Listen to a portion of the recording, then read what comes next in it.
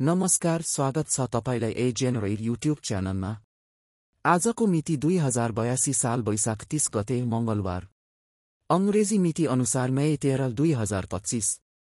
आजको दिनको शुभारम्भ गर्नु अघि दिनभरका ग्रह नक्षत्र चन्द्रमाको स्थिति र बारको प्रभावसहित 12 राशिहरूको भविष्यफल प्रस्तुत गरिएको छ।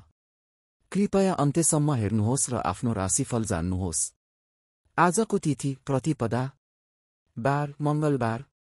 सूर्योदय बिहान 5:14 बजे, सूर्यास्त साँझ 6:44 बजे। चन्द्रमा वृश्चिक राशिमा।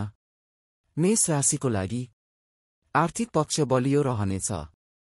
पारिवारिक जिम्मेवारीमा समय दिनुपर्नेछ। स्वास्थ्यमा सानोतिनो समस्याले सताउन सक्छ, ध्यान पुर्याउनुहोला।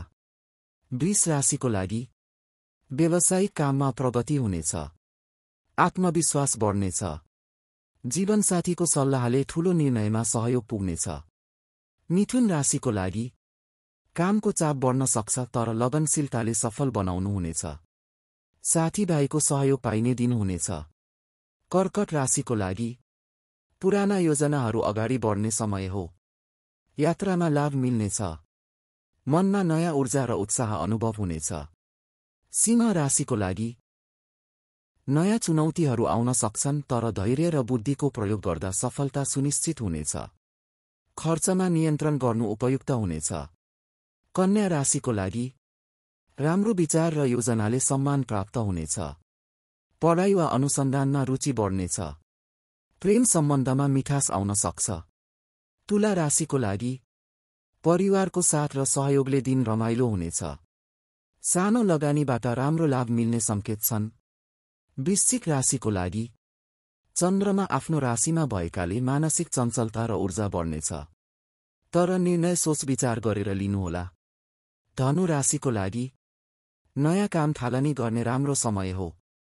साथीभाइबाट सहयोग प्राप्त हुनेछ। स्वास्थ्य सामान्य रहनेछ। मकर राशिको लागि सामाजिक क्षेत्रमा सक्रियता बढ्नेछ। घर परिवारमा सौहार्द बढ्नेछ। रोकिएका कामहरू बन्ने सम्भावना छ। कुम्भ राशिको लागि काममा ध्यान केन्द्रित गर्न गाह्रो हुन सक्छ, तर मन स्थिर बनाएर अघि बढेमा लक्ष्य प्राप्त गर्न सकिनेछ।